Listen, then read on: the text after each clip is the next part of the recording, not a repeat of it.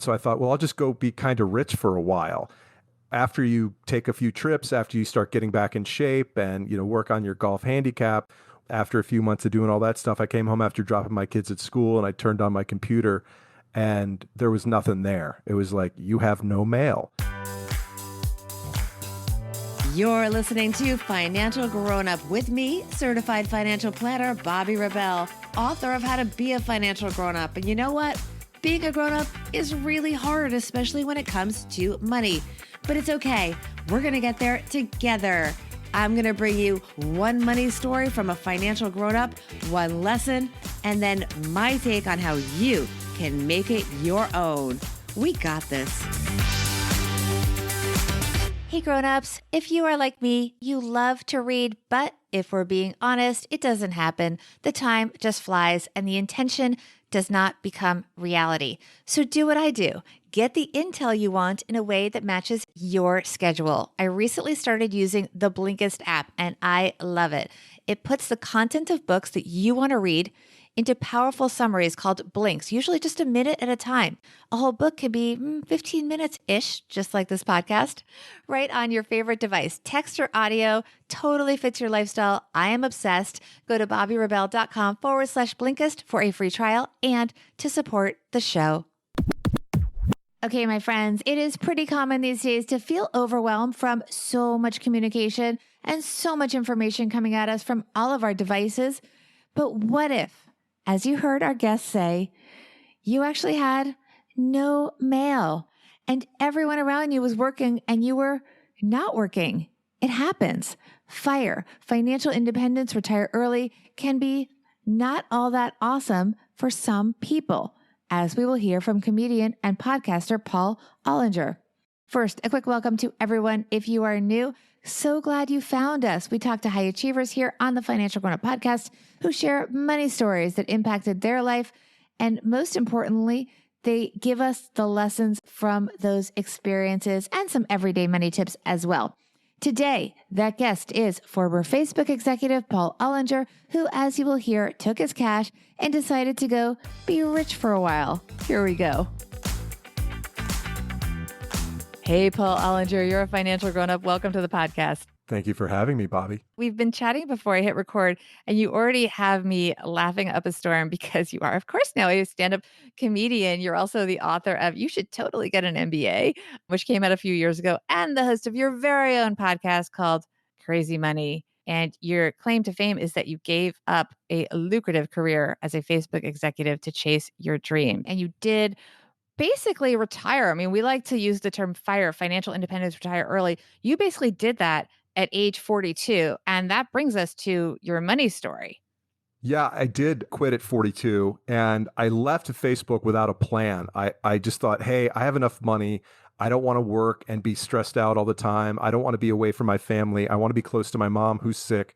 And I bailed on work and I didn't have a plan. And so I thought, well, I'll just go be kind of rich for a while. After you take a few trips, after you start getting back in shape and, work on your golf handicap, one day I came home after dropping my kids at school and I turned on my computer and there was nothing there. It was like, you have no mail. And I was like, I missed work. I missed having a goal. I missed my friends. I missed my colleagues. I missed the challenge of being a part of a team. And I was like, well, what now? The experience of being retired early was far, far less satisfying than I ever anticipated that it would be. Yeah, because, we talk a lot now. There's this growing enthusiasm for this acronym FIRE, as I mentioned, financial independence, retire early. You have some very strong opinions about that. Yeah, I think FI is great, financial independence. I think it's hugely neglected in our country and that we should all work very, very hard to buy ourselves back from the bank and to give ourselves a buffer so that we have the independence to leave a job if it's unhealthy for us. But I think the fascination, the fetishizing of RE, retire early, is hugely misdirected. You don't want to not work. You want to work on your terms. And if that's how you interpret RE, then we're on the same page. But you want to be able to do work that's sustainable, that feeds your soul, and that is done in a way that leaves time in your life for things like family and staying healthy. But the goal of retiring early and having nothing to do, that's not something any of us should aspire to. Okay, so back to the blank computer screen. You're sitting there, you got no mail, you got nowhere to go. What happens next? Well, I had done comedy before I worked at Facebook. I worked at Yahoo. I paid off my student loans and I went and I did comedy for 2 years before I went to Facebook. And then I got engaged and I just happened to end up getting a job selling advertising at Facebook. But when I left Facebook, I didn't have a plan. I was just walking away from something. I wasn't walking toward anything. And after a year and a half, 2 years of kind of goofing off and not finding what I wanted to do, I sucked it up and I decided I'm going to write every day. I'm going to get back at the open mics. I'm going to figure out how to reinvent myself as a stand-up comedian at, I guess it was 45 or 46 years old by that time. Wow. So what was the first thing you did? What was the conversation like with your family? Because you are now married and you now have children. If you're comfortable, tell us. You're welcome to tell us all your financial details, but give us some context for what this would involve financially. On my very first date with my wife 14 years ago, I told her that I was going to quit my job and be a stand-up comedian, and she was in from day one. You might also say she was warned on day one. So, we've gone through periods of me doing very, very well in the corporate world and me making very little money as an artist. And so 4.5, 5 years ago, when I really started back after Facebook, I said, I'm going to commit to doing this, to getting after being a full-time comedian. She was fully on board. Now, full disclosure, working at Facebook as one of the first 250 employees and getting stock options provided us with a sizable nest egg from which we have enough money to live indefinitely if we don't overspend. That certainly puts salve on the wounds of financial, the questions around finances if you don't have to make a living to feed your kids and pay your mortgage. What is it that you think people misunderstand then about the whole FIRE concept? What people don't understand is how much they get from work that they're not computing on the positive side of the ledger. They think about work, they think about, okay, I get a paycheck, and then it comes with all these costs of stress and hours and travel, but they're not saying, oh, what I get from work isn't just a paycheck, it's camaraderie, it's an identity, it's respect from colleagues, it's the satisfaction I get from learning and solving problems. And all that stuff is really, really important. I mean, look at Maslow's hierarchy. Belongingness is something that takes us one step above where we would be without work. So what is the lesson for our listeners from this? What's the takeaway looking back? Find work that you want to do for as long as you can. Find work that doesn't just pay the most, but that you want to do for as long a period as you can. And if you have a dream, by the way, it's a lot easier to chase if you've paid your bills first. Putting a little nest egg away before you chase your dream is a far safer way to do it than just saying, screw this when you're 32 and then when you're 55, not having anything to show financially for your efforts of the previous 2 decades. Do you think there is a danger that some of the young retirees are putting themselves in by, especially we're recording this at a time when the stock market is extremely volatile. And so people may have historic calculations in their savings, but they may not necessarily play out as they expect. Well, I think there's 2 things there. Absolutely. One is, if you think having $1 million when you're 32 in the market is going to last you forever, then you haven't lived through too many economic cycles. And that $1 million can easily be 600,000 after a couple of bad quarters. So there's that. And the second thing is that it's human nature that our wants continue to expand. And it's not that we can't manage that as people. And I think we should be very aware of how we spend our money so that we're making sure we're spending it on what we value and provides us with more happiness. But however much you have and think you can live on when you're 32, it's not going to be the same number when you're 42, as perhaps your family expands or your parents get sick. There's all kinds of stuff that's going to happen in life. That $1 million that could turn into 600,000 probably won't be able to pay for. We like to do everyday money tips, simple things that people can do to make their lives richer pretty much right after listening to this podcast. Paul, share some wisdom. Be on the same page as your spouse. As difficult as it may be, go sit down and talk about where you're spending your money with your partner, because there's nothing more expensive than not being on the same page with the person who shares not just your life and your household, but the money that you all spend together. Yeah. And I'm just going to add, have that conversation ASAP if you're not already. And don't be afraid to actually bring documents and go over what you're actually spending, right? Well, that's the first part, is to find out where it's actually going and to say, hey, do you know that we're actually spending X on this? Do you feel like, are you getting what you want out of it? Because it doesn't feel like that's bringing us as much happiness as the top line number would indicate it should be. Tell us more about your various ventures, especially your stand-up comedy, which I know you're traveling, you're doing a lot of high-profile events. People can get previews, certainly as I did on YouTube. I hope to see you in person soon. And you have this new podcast going. Yeah, I've got a great fun podcast called Crazy Money, where I explore how our relationship with money affects the decisions we make in our life and our careers. I'm about 25 episodes in. I've had some great guests, including Dr. Drew Pinsky, Ron Lieber of the New York Times, Gene Chatsky from the Today Show.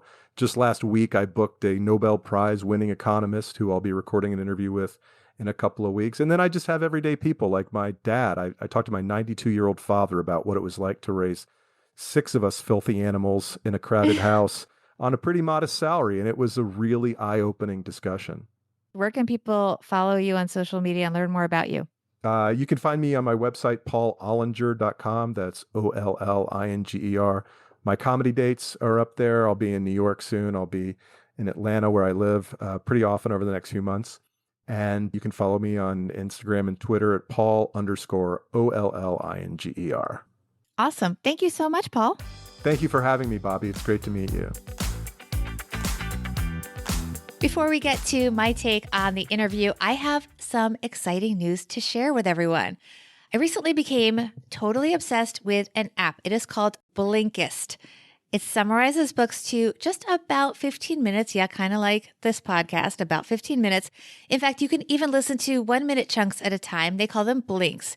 So now I have been cruising through several books a day at a time and loving it. So much so that I actually reached out to Blinkist and was able to bring them on board as a partner to the Financial Grownup podcast, because I want you guys to have this too. I know how precious your time is. Please use my link, bobbyrebell.com/Blinkist. You'll get a free trial, and then report back to me what your favorite blinks are so I can thank you for supporting the show. Again, the link is bobbyrebell.com/Blinkist. Let me know how you like it. Here's my take. Financial grown-up tip number 1. My favorite line of Paul's in this entire episode was, quote, "If you have a dream, it is easier to chase it if you have your bills paid." The truth is, that is not so easy, but it is often the harsh truth. We get so caught up in the romance of going for it that we forget the role of financial stability in getting to our goals. No one wants a comedian who is stressed out about his bills, although actually in Paul's case, that could probably work into his act, but you get what I'm saying here. Financial grown-up tip number 2. After our interview, I asked Paul how we could score discount or even free comedy tickets. He gave me the inside scoop. He said a lot of the shows don't actually sell out, and the clubs make a lot of their money on the drinks. And then the other stuff that you buy, they're like souvenirs. So they really want to fill those seats. And they often do this by sending out last-minute email blasts offering free seats. So you need to find out where the comedy shows are in your area or where you're going to visit. Get on those email lists, follow them on social media so you can be on the list, or get the social media tweets or posts and find out when those free tickets are happening. And don't forget to get on our list, our mailing list. Please join the mailing list by going to my website, bobbyrebell.com, where you will see a lovely pop-up window to join the Financial Grownup community. I promise not to spam you. In fact, newsletters have kind of been a weak spot for me. They have been few and far between, but we are working on it. It's a process. We'll get there. Eventually, a newsletter will go out, and I really want you guys to have it. Let us know also separately the topics and maybe some guests that you want to hear from on the show. People have done this on Twitter with me, and we've gotten those guests on, and you're going to hear from them in the fall. So this is a great resource for us because we're here for you. DM me on the socials, Bobby Rebell 1, the number 1, Bobby Rebell 1 on Instagram, and Bobby Rebell on Twitter. Everyone, check out Paul's podcast, Crazy Money, and try to see him in person if he comes to your city. And big thanks to Paul Ollinger for helping us all be financial grown-ups.